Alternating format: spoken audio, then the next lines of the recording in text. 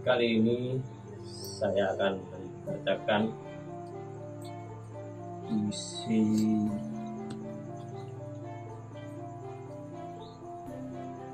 W.S. Rendra dari kumpulan puisinya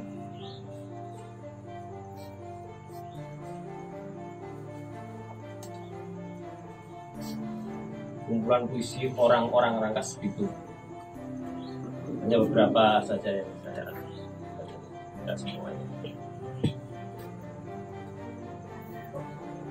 Judulnya Demi Orang-orang Rangkas Bitung.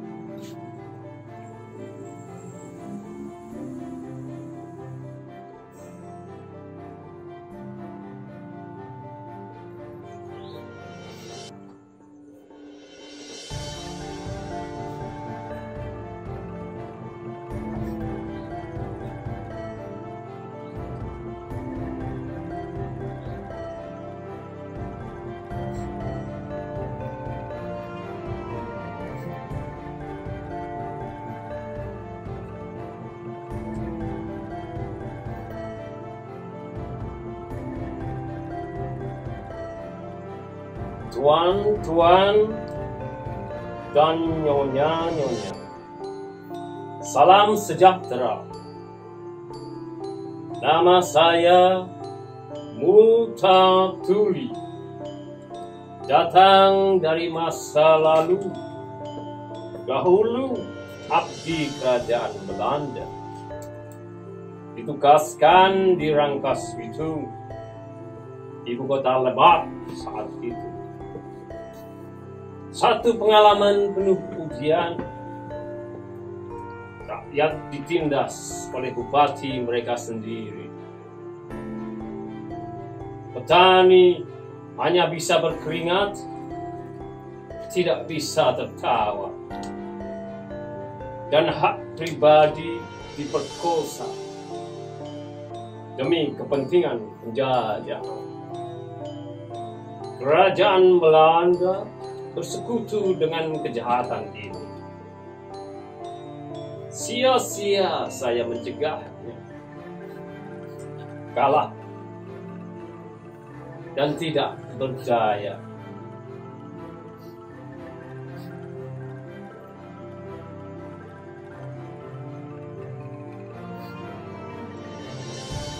Saya telah menyaksikan bagaimana keadilan telah dikalahkan oleh para penguasa dengan gaya yang anggun dan sikap yang gagah, tanpa ada ungkapan kecaman di wajah mereka.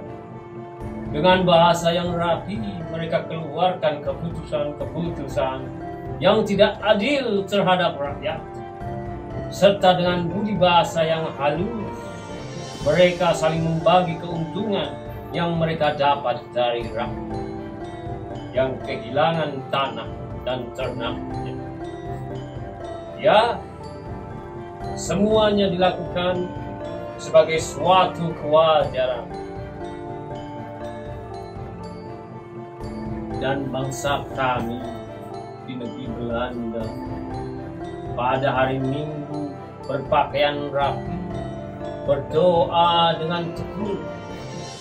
Sesudah itu bersantap bersama, menghayati gaya peradaban tinggi bersama sanak keluarga, menghindari perkataan kotor, dan selalu berbicara dalam tata bahasa yang patut, sambil membanggakan keuntungan besar di dalam perdagangan kopi sebagai hasil yang efisien dari tanam paksa di tanah jajahan.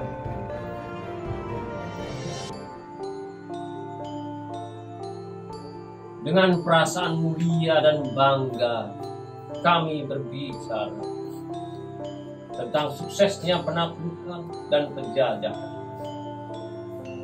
Ya, begitulah. Kami selalu mencuci tangan sebelum makan, dan kami meletakkan serbet di pangkuan kami.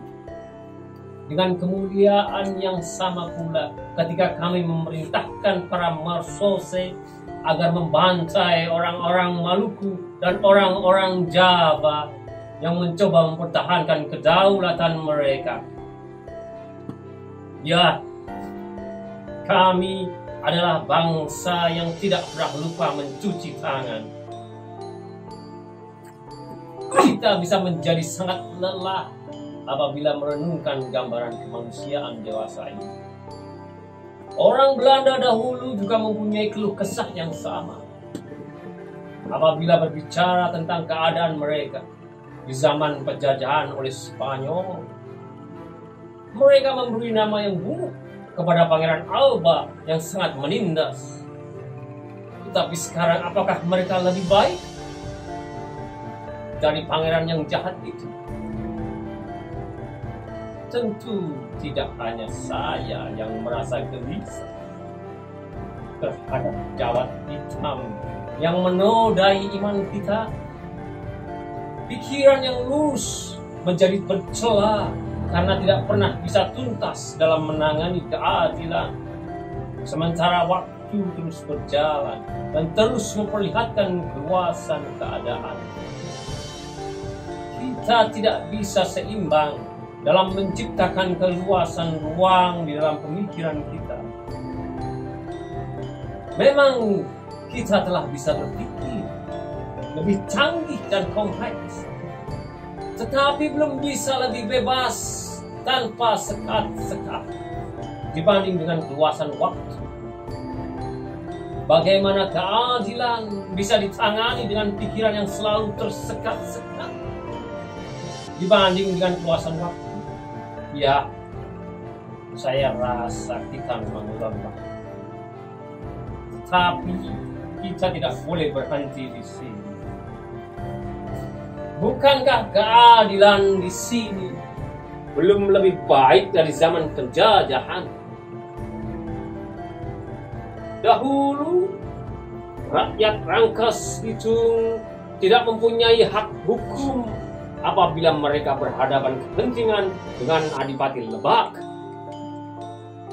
Sekarang, apakah rakyat kecil sudah mempunyai hak hukum apabila mereka berhadapan kepentingan dengan adipati-adipati masa kini? Dahulu, Adipati Lebak bisa lolos dari hukum. Sekarang, adipati-adipati yang kejam dan serakah apakah sudah bisa dituntut oleh hukum? Bukankah kemerdekaan yang sempurna itu adalah kemerdekaan negara dan bangsa? Negara Anda mungkin sudah merdeka,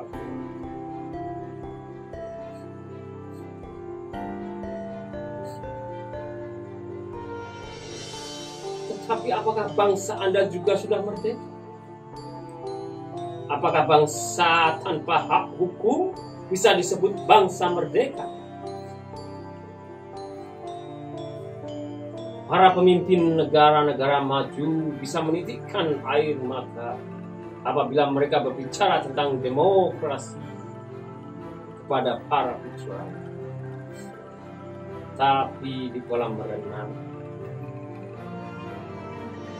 dengan sangat santai dan penuh kewajaran, mereka mengangkat telepon untuk memberikan dukungan kepada para tiran dari negara lain demi keuntungan-keuntungan materi bangsa mereka sendiri.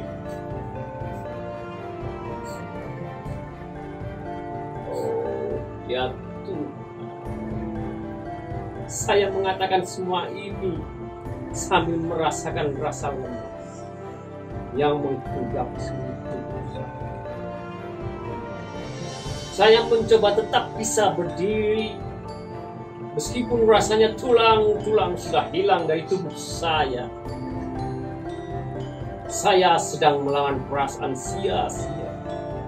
Saya melihat negara-negara maju memberikan bantuan ekonomi, dan sebagai hasilnya banyak rakyat dari dunia berkembang kehilangan tanah mereka.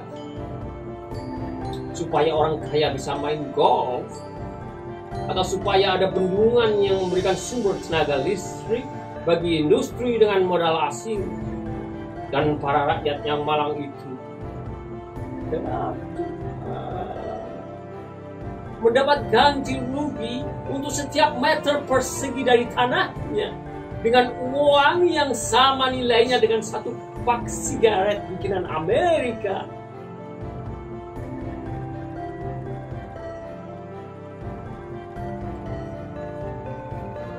Barangkali kehadiran saya sekarang mulai tidak mengenakkan suasana.